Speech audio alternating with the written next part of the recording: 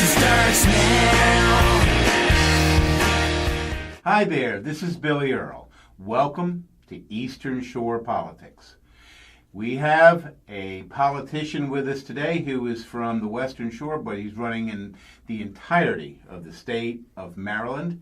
This is Craig Wolf, and we want to thank him for coming all the way out here to Salisbury from the beautiful county of Howard. Craig, thank you so much. Thank you very much. Appreciate being here. It's nice to have a statewide race. A lot of what we do here tends to be kind of a local thing. I am interested in this race, and I think a lot of people ought to be. I'm not sure that they are as much as we wish, but we're going to change that today. That's good. Good to hear. Wonderful. It's an important race. It really is, Billy. Yes. Now tell us, how did you get involved with all this? What drew you into the limelight? Well, my background is actually in law enforcement. I started my career in law enforcement as a state prosecutor, a federal prosecutor, and then tangentially working on Capitol Hill and the Judiciary Committee in the United States Senate. So that was my earlier days in law. And then I went to the private sector, and I've been thinking of when I should come back to try to get back into it. I'm a big fan of public service. I think it's important to give back. And so a couple of years ago, a couple of people came to me and said, would you be interested in helping out with certain issues in Maryland? And I did. It was called the Change Annapolis PAC that we formed, and I was one of the founding members. And it's designed simply to make sure that both parties have a voice in Annapolis. It's that simple. It's important these days, isn't it? It's very important. One-party rule is a difficult thing. Everybody's voices need to be heard in the political game, and sometimes in the state of Maryland, you haven't had that. So I wanted to make sure that everybody's voice was heard.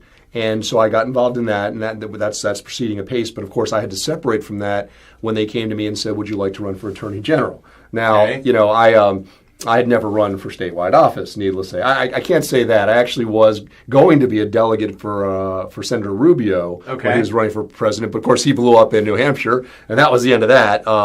But in terms of a statewide, I'm not a career politician, right. And so for me it was a decision about leaving a very good job, but to do the right thing and for the right reasons, and that's why I decided to run.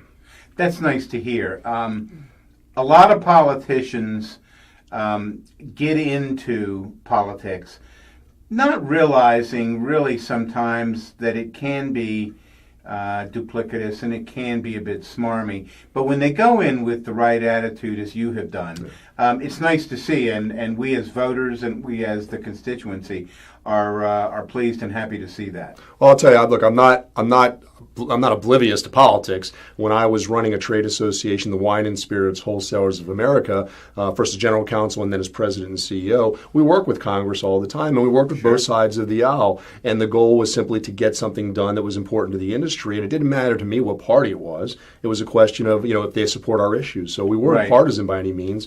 And that's the way I think the Attorney General's office, by the way, needs to be run. It shouldn't be a partisan office. Agreed. So why this race now? This race now, and I know we don't want to get into too much of the politics of it, but I just think the Attorney General of Maryland should focus on the big issues in Maryland. And the big issues in Maryland right now are public safety issues. When you have Baltimore being the murder capital of the country with a death rate per capita or murder rate per capita of that's equal to Venezuela, when you have 2,000 plus opioid deaths a year, when you have us fourth in the nation in trafficking women and children, when you have all these gang issues and gun violence issues that are predominating throughout the state, we need somebody who has the background in law enforcement, who has also understanding of business to come in, because the Attorney General's office is a very broad office, a lot of jurisdiction. So having that background, I think I can do a really good job in the office. Okay. Yeah. What's your family think about you being involved in this? So we are what we call a split family. Okay. I'm running as a Republican. I've been a Republican since I was first registered to vote. And I can tell you a story about that, but my wife's a Democrat. And what she goes around telling everybody now is that this will be like probably the first election where we don't cancel each other's vote out. But you got to get together on this one. But it's funny, obviously, she understands my campaign. She knows what I'm trying to accomplish. Right. And a lot of our friends are Democrats, and they understand it as well. And they understand that the role of the Attorney General should be to focus on issues that matter to everybody, regardless of party. And what I say, sort of to encapsulate that, is, look, it doesn't matter to you whether you're a Democrat, the Attorney General is a Democrat or Republican, if your kid gets killed in Baltimore. Right. You just want to see the Attorney General doing his job, and I think I have the skill set to do that. Outstanding. Now, I understand you live down in Howard County. I live in Howard County now for the last 14 years, but I've lived all over this state. Billy Earl. So is it Billy Earl or Bill? Well, in Texas, you are required by law to have two first names. We're trying to make up for some shortage somewhere. I don't know. Right. But Billy Earl will be fine. Okay, yeah. I mean, I was born and raised in Baltimore County. Uh-huh. I went to college outside the state, Dickinson College in Carlisle, Pennsylvania. I wanted to play football. You played football. I wanted to play football, and I knew I could walk on. They weren't a very good team, by the way. Right. I didn't make them much better either, for that matter. But I was able to walk on and play football there. Then I came back to Baltimore for for law school at the University of Baltimore. Go Bees. That's right. And I graduated in '87. And I worked during law school in their effort for big firms in Baltimore. That was the L.A. law days, by the way, where, it used to be you took years to make money in law, but in the late 80s, if you came out of law school and did well, you could make money right away. Right. So I made good money during law school and after and helped pay for my law school. But to me, it just wasn't fulfilling. I wanted to actually do something that would help people every day, and chasing the dollar was not the thing. So I actually quit that job and applied to every state's attorney's office in the state, Okay. all 24 jurisdictions, and finally got a job out in Cumberland in Western Maryland in Allegheny County. Whoa, way out there. Way out there, but I love it out there. My wife, between me and my wife, she's more of a city mouse, I'm more of a country mouse. Okay. Just because I was raised in Baltimore County, I love the country. So I went out there, and my wife moved. At that time was my girlfriend. She eventually moved out. We became engaged, and we were out there for 5 years. And I tried everything out there. Within the 5 years I was there, I tried over 78 jury trials and hundreds of bench trials. I was focused on protecting the most vulnerable. I was the guy who did all the child abuse, the rape case, domestic violence cases, although I tried everything else, murder, DWI, robbery. My hat's off to you. That is a really tough road. Yeah. My baby sister left crimes against children after she had a son, and then went into in some cases, a less difficult area, capital murder in Texas. Oh, that's a tough area. I mean, and obviously a big state for capital punishment in the country. It's the one that has the most executions every year is Texas. So I know a couple Texas prosecutors who deal with that issue. Yeah. But I thought it was the right thing to do, and I like I said, I loved it out in Western Maryland. And by the time I was 3 years in, I got to live at a house right by Rocky Gap State Park, nice. which was great. I could come home, go for a run or a swim or bike or whatever I wanted to do. It was a very nice time to be out there, although the work itself was serious work. Okay. Now, I assume that you're a Ravens fan. Well, I'll tell you, when people ask me about, the politically correct answer is I'm a Ravens fan. And I'm a fan of the Ravens, but really my team is the Baltimore Colts. I grew up with the Baltimore Colts, right? I grew up with the Baltimore Colts, and they left town. Never got over it. I never got over it. I knew I had met Johnny Unitas. Yep. I had met Mike Curtis, the linebacker, Ted Hendricks. I knew all the Colts. I used to go to the games down on 33rd, and used to walk down. And I mean, for me, that was part of my childhood. So it was hard to adjust to, first of all, the gap when we didn't have a team, and then to a new team. But what the ironic thing is that our biggest rival as Baltimore Colts was the Pittsburgh Steelers, right? And so who are my kids fans of? So my daughter's a fan of the Steelers, right? Who used to beat the Colts all the time. And my son became an Indianapolis Colts fan, right? So I had a double whammy with both kids. But yeah, I mean, I like the Ravens now. They're Baltimore's team, so I support them now. But my heart still is with the Baltimore Colts. As is mine. I never got over, the midnight theft. Yep. I never got over Johnny U being gone. Yep. Raymond Berry. Oh my God, the whole Alan team. Amici. Yeah, all those They guys. They were heroes. Of course, Ray Donovan stayed, so that was good. That was Ray. I mean Donovan, but it's Donovan, the lineman. Yeah, but and I like the Orioles too. Growing up, I go to a lot of games growing up with the Orioles. Brooks Robinson, Jim Palmer, all of the old Orioles, and I used to love the team then as well. They were a great team. Yeah. Now, by the way, when you played football, what position did you play? I was defensive end. Okay. And if you notice, you can't see from me sitting down here, but I'm about a little under 5'11". Back then, I weighed about 200 pounds. And, I was a decent pass rusher, but on the run, I was terrible. because those 250, 300-pound linemen would Yeah. just take me out every time. Yeah, well, Dickinson plays in some heady league, and It's Division III, but Yeah. and they got really good after I left. And I don't know if that's related because I left because I graduated, but they got pretty good for a while. Now they're having some troubles again. But I'll tell you that the quality of the kids. I went to a game last fall at Dickinson, in the homecoming game, and the athleticism. I would watch them practice before the game, and they were catching balls. Okay, the receivers, with one hand every time in their practices. Now, I guarantee you, none of our receivers were catching with one hand. If they did, it was a mistake. That's right. They just happened to be lucky. But they're very athletic. They're very good. But the competition has gotten greater. Game's changed. It is. It's not really a contact sport anymore. It's a collision sport. It's a collision sport, but the skill set. I mean, that's a part of it. Is that they're so much stronger in terms of their ability to hit, and their technique. It is much more dangerous, I think. Neither one of I have a girl and a boy. My son did not play football, but he ended up playing lacrosse, which in many cases is absolutely just as collision prone and violent as football. But around here, in Annapolis, it just has a special place. Yeah. Now you spent a good bit of time in Annapolis working. No. So I No? I didn't spend in Annapolis. I was in Baltimore, then in Cumberland. And then just so you know, so my girlfriend had joined me out there. She was still in college when I first met her. Okay. And that's actually an interesting story. So there's a little gap I didn't explain to you. So when I quit my job as a lawyer in Baltimore, Right. before I applied to every state's attorney's office, I took time off. Okay. And I picked up my backpack, and I had studied Asia in college. So I said, I'd like to see that, before I really get more into my career. Okay. So I went to Asia. So I went to Nepal. I trekked in the Himalayas. And then I went down to India. I spent 10 weeks in India, including a bunch of time in Goa, which was the old hippie beach on the west coast of the country. And then I spent about 10 weeks in Thailand as well, just touring around, talking How to people. cool. It was very fun. And then I came back. And didn't have a full-time job, so I would spend a lot of time in the Ocean City. My mother had a condo there. So one night, my mother and her friend came down. And they said, let's go out, have a drink. And I said, I don't know if I want to go out. And she said, oh, come on, let's go out. Let's go to Shenanigans down on 2nd Street, whatever it was, right?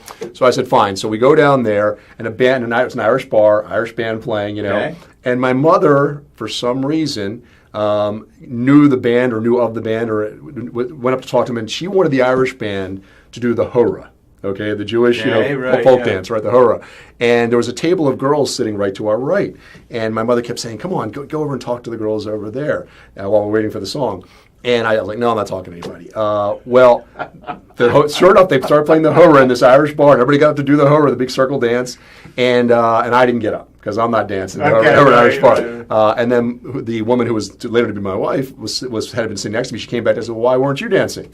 And we started talking, and finally, and this is the story we tell everybody, is I said to her at the end, I said, well, if you're interested in doing something, seeing me again, why don't you give me a call? And she goes, well, you can call me. Right.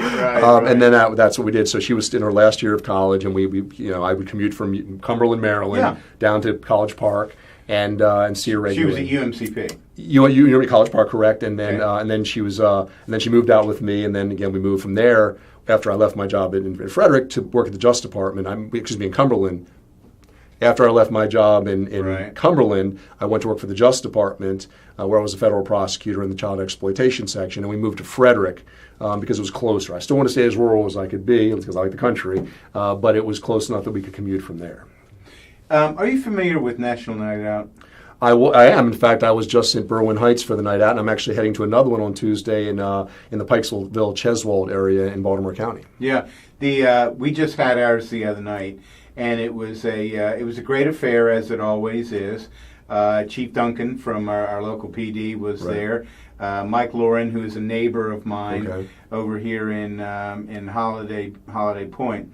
Was there. They do a great job in interacting with the community and trying to create that human bond that is so important today. There's a lot of distrust of police in certain communities, and this is an opportunity to bring everybody together in a nice, in a community setting where you can talk and realize everybody's just human. We're just trying to all do the right thing, and I loved it in Berwyn Heights because they have a small police force there of 10 people, and they got the fire department there, and everybody seemed to know them. They seem because they interact with them pretty regularly. It's a town of 3,000. Know it well. I grew up in College Park, and my wife actually lived in College senior year, right near where we had the town hall. Okay. So I was familiar with the area, and but it was very nice to see, because you have to have that relationship between law enforcement and the local communities. They have to know and trust you, and vice versa. Yeah.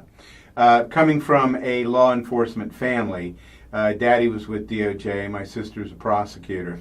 It's a tough time for both sides because, like in politics, there's a deep division. There's a lot of yelling and screaming and not listening to each side. None of it's productive. No. None of it gets us any farther down the road. And I'm hoping that in the future that this modulates and we can get back to a time when the other party are not demonized. Right. They're simply different in the way that they're going to do things. Right. And I agree with that. For me, again, when you run for office, statewide office, you're running in a party, and I got that. Democrat, Republican, I got it. But the goal here is to improve the society, to improve your communities. And again, people on both sides of the aisle may disagree as to the way you get there, but we all, I think, or at least most of us, want to do the right thing for the community we serve. And so for me, I don't view the office of Attorney General as a partisan office. I view it as an office that you follow the law, but you have to work with everybody and build trust in the community. Right. Absolutely. What do you find that you really like about all this, the campaign trail? Because it's different than most people think. Yeah, it's much different than well, I'm not sure. I knew sort of what it would be like, but it's nonstop, which is tough. Yeah. But I like meeting people. I like to see more of Maryland. I mean, places I've never been in Maryland, I get to see, and I go to all these neat places. And for me, that's a new experience. You realize how interesting Maryland is and how different the people are in from place to place. And the people on the shore are different than the Western Maryland people, are different than the Northern people, and different than the Southern people. Absolutely. And you learn the distinctions. And then it's just really, for me, I like challenges. I've done all different things in my life to challenge myself, but I like to learn. And so when I'm running for Attorney General, if I don't understand the issues that are inherent in each of the jurisdictions, in each of the areas, geographic and political, then I won't be able to do my job. So I like listening to hear what the issues are. You go to the Eastern Shore, you talk about the Bay, you talk about the poultry farmers and the other farmers and the issues with runoff and the Conowingo Dam and all of that. And then you go out to Western Maryland and you've got the opioid crisis and you've got the job situation out there where the blue collar jobs fled years ago and the difficulties they're having there. And then you go up north and again more into the farming communities and some of the issues up there. And then of course in Baltimore City, that's a whole different world. It's an urban environment where you have a crime problem that's out of control and people are just trying to get by. And so every community is different. I think the theme in all of them is they just want politicians to listen to them, to hear what they have to say, and try to find common sense solutions. And that's what I want to do. Very good. It's an interesting thing because your job is more difficult than the run-of-the-mill politician because your level of scrutiny and analysis is not only things have a political bent, but things have a legal bent, and then they have an unintended consequence bent. And so there's a lot that has to go in it. And frankly, it's not a job for everybody, but I think it's a calling.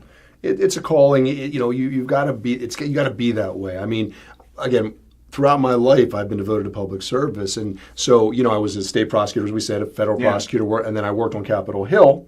And I was in the Senate Judiciary Committee. I was asked to come over there because of my background in child abuse and exploitation issues. They were looking to pass legislation protecting children from sexual predators. And so I was asked to come up there and help pass the legislation, which I did. And but you never know where your career is going to lead. Actually, I was on Capitol Hill, and one of my fellow counsel came up to me and said, "Can you handle a meeting? I don't know, something about wine." Okay, I said, "Sure."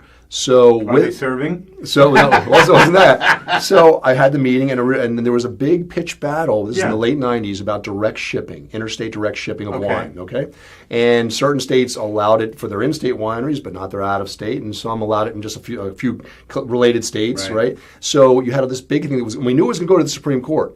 So I ended up dealing with the alcohol issues for the senator. Senator Hatch was the chairman at the time. And then when I was about to leave Justice and the Hill, because I was a detail from Justice to Capitol Hill, they were looking for a general counsel to help them guide them through this litigation that was going to go to the Supreme Court. hiring outside counsel, working with the attorneys general, in fact, for those years as well, because you want to make sure they understand the implications for state authority under the 21st Amendment. A very, very difficult constitutional issue, and eventually it did go to the Supreme Court in 2005. And so that was my job for 5 years, just getting it to that point. And then when my boss left in 2006, I became the president and CEO. Beat the competition to become, but it wasn't just given to me, and have held that job until I left, as I told you earlier, about a month ago, a little more than a month ago, to run full time for the campaign. Cool. But it just was life is full of strange coincidences for me. I mean, the coincidence that led me to the Judiciary Committee from the Justice Department was another strange thing. I was just working one day in Washington, saw a newspaper, and there's a picture on the paper, and it was Orrin Hatch. Okay. And standing behind him was a guy I thought I recognized. So I called up Hatch's office. I said, "Do you know this guy?" His name was Manus Cooney. And they said, "Yeah, he's our chief counsel of the Judiciary Committee and our staff director." So they said, "Put me through to him." So Manus and I had gone to law school together at UB. He was representative of his class. I was representative of my class first year. We worked on different issues. And I hadn't seen him in 10 years. So he said, "Come on up to the Hill. Let's have lunch." We did. That's great. And then in January of the next year, this in the summer, and then January of next year, he called me up and said, "Hey, we need help on this legislation. We want to deal with predators. You have that background. Would you want to come up and do that?" So that's the kind of circumstances, can you handle a meeting about wine? Can just see a picture in a paper? But overall, it's been service for me. So when I got out from the Justice Department and from Capitol Hill, I missed it. It was a gap in my life because I was in the private sector now. So the first thing I did was I applied to become a EMT at the Jefferson Volunteer Fire Company in Frederick, where I was living at the time. And my wife thought, "What are you doing? You're crazy." It's training, first of all. It's a lot of training, and then you've got to be on call when the siren goes off, or the beeper. Back then we had beepers. They went off. I'm sure they have texts now or other things. But so I became an EMT, and later on when I moved to Howard County, I became an ice water rescue diver because I have diver certifications, and my EMT had lapsed at that point. But the biggest thing I did was post 9/11. I thought it was unfair that only our young men and women were going off to serve our country in a time of war. I thought I was fit and healthy to be able to do it. So I ended up getting an age waiver and joining the Army when I was 40. Okay. And I went through basic training when I was 41, airborne school when I was 44, air assault school when I was 48, and then I deployed to Afghanistan when I was 49. So, and I've been in 15 years now. So I like a challenge. You can tell that. I'm a Republican running in a blue state. But I also think it's important that people stand up and serve. What unit were you in? So when I deployed, I was with the 2nd Brigade, 4th Infantry Division, Warhorse Brigade. An interesting story about that. So running the trade association, the Wine and Spirits Wholesalers, we had speakers at our convention every year. Yeah. And in about the week and a half before I was going to deploy, we had our speaker, and it was Stanley McChrystal. Now, Stanley McChrystal was the big general who had a falling out with the Obama administration and ended up getting retired. And as soon as he was, that happened, I told my conventions person, Cindy, I said, "Look, he's going to be on the circuit, so get him first." So, sure enough, we got him as the first speaker. He came out, so I was talking to him in the green room backstage. And I said, "Hey, General McChrystal, I'm about to deploy to Afghanistan. I'm going to be with 2nd Brigade, 4th Infantry Division, the Warhorse Brigade in Afghanistan, in Kandahar." He said, "Well, that's funny." He said, "My father was the commander of the Warhorse Brigade in Vietnam." Small world, and just interesting, really interesting. But Afghanistan was a different experience. Yes. It really was. I was older than my brigade commander. I was 49, a senior captain. He's a colonel, several grades up. Okay. But I think they appreciated the fact that I wasn't a career guy, that I could bring other experience to the table.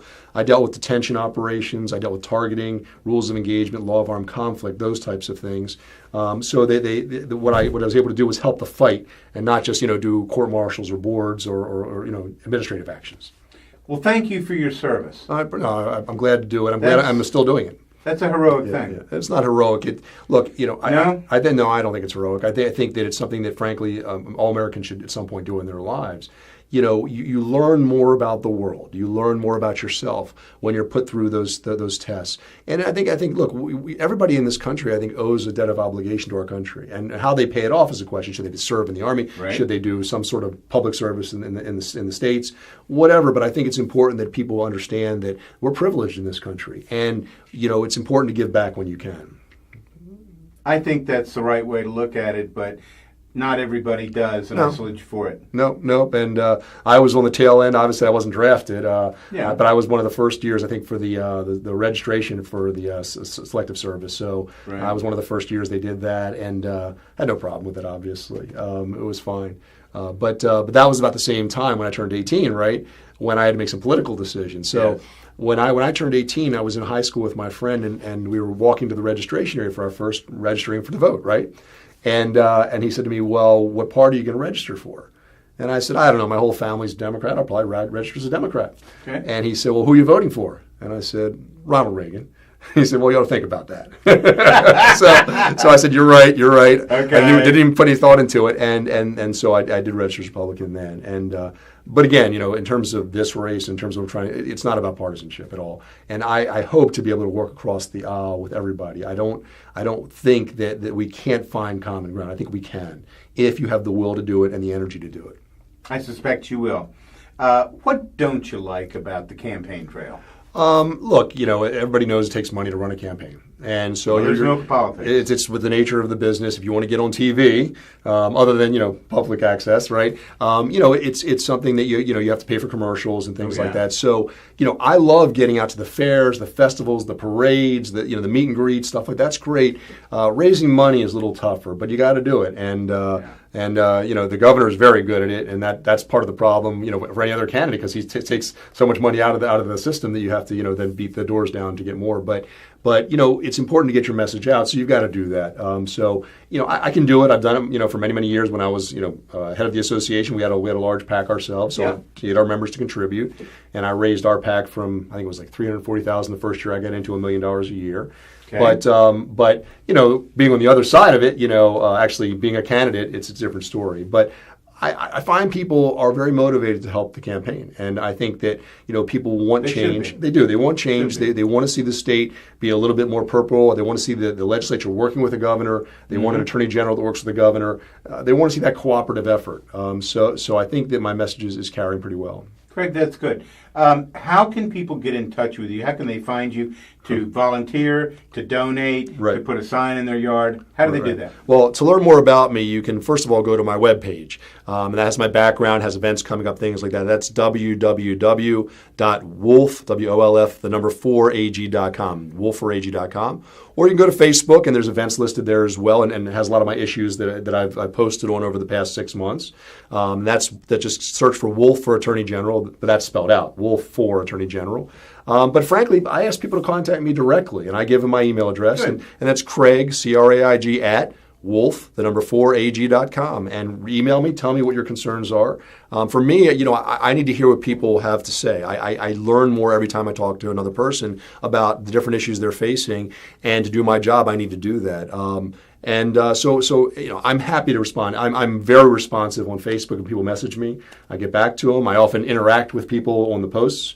And I don't hesitate to answer questions. Whether people agree with me or not, it's important that I be honest in my answers to them and make sure they understand that my reasons for doing what I do. I think most people, it's not about necessarily party. It's not necessarily about whether you agree or disagree. They want you to be honest, and they want you to explain why you came to your decisions so they can understand it. They don't like arbitrariness. They don't like capriciousness. They don't like politics being the number one issue. They don't. And now some people, look, on the other side, some people do. It's all politics. But for most people, they just want the daily problems they're dealing with solved. And for them, they want somebody to listen to them. And they know, look, most people are more intelligent than most people give them credit for. They know they don't always agree with you. But they want you to have the right attitude, the right mentality, and that's important to them. Gotcha. Yeah. Give me 30 seconds of why Craig Wolf. Because of my background and experience, I'm sorry, Right let me talk over here. My background and experience gives me the ability to really run the office effectively, and my focus on public safety is absolutely essential to running that office. For me, it's about working with people across the state to make the state a little safer, and the problems we've got need to be addressed, and that has to be the number one priority of the Attorney General, and I intend to do just that. And I will work harder, just so you know, than anybody else who's ever run that office before. I think it's what I've done every time I've started a new job, just so you know, is I come in early and I leave late. and I do it until things are running smoothly, and then I work or get early and leave late to try to improve things. It is more than a full-time job. It is overtime. It's about when you're serving the public, you're on their dime. So you have to work hard to make sure they're getting their money's worth from you. Well said. Thank you so much for coming. You've been a delightful guest. Thank you, Billy Earl. This has been Billy Earl here on Eastern Shore Politics. And as Louis Goldstein, my favorite politician of all time, says, God bless y'all real good. Real good. Yeah, the revolution starts now.